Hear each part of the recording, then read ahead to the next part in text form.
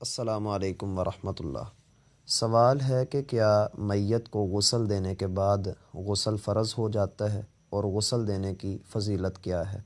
بسم اللہ الرحمن الرحیم۔ میت کو غسل دینا اسلام کا وہ عمل ہے جو دنیا کے کسی اور مذہب میں نہیں پایا جاتا۔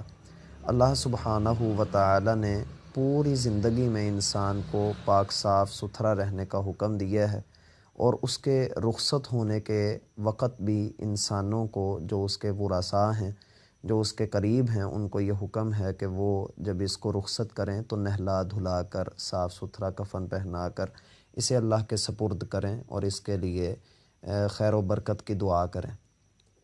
لہٰذا جب بھی کوئی بندہ اس طرح سے دنیا سے جاتا ہے تو اسے غسل دینا رسول اللہ صلی اللہ علیہ وسلم کا حکم بھی ہے، اور اس کو کفن دینا، اس کی تدفین کرنا یہ مسلمانوں کا ذمہ ہے، لہٰذا ہمیں یہ ذمہ ادا کرنا ہے۔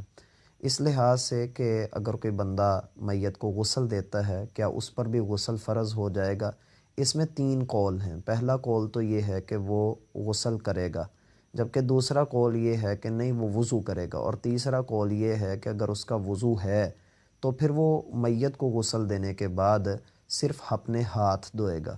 تو یہ جو پہلا قول ہے کہ وہ غسل کرے، اس کے لیے جو سنن ابو داود کی روایت پیش کی جاتی ہے وہ اپنی سند کے اعتبار سے ضعیف ہے۔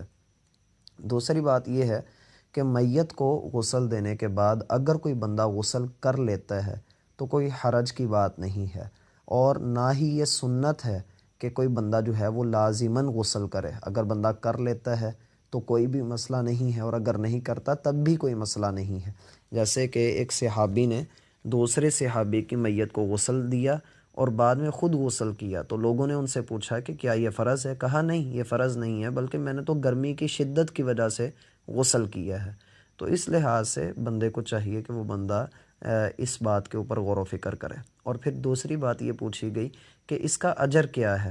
تو سلسلہ صحیحہ کے اندر روایت آتی ہے کہ جو بندہ اپنے مسلمان بھائی کو غسل دے اور پھر اس کے عیوب پر پردہ ڈالے، یعنی جسمانی طور پہ یا ویسے بھی اس کی باتیں نہ بتلائے، ظاہر نہ کرے، تو اللہ سبحانہ و تعالی کل قیامت کے دن اس کے عیوب پر پردہ ڈالیں گے۔ والسلام علیکم ورحمۃ اللہ۔ السلام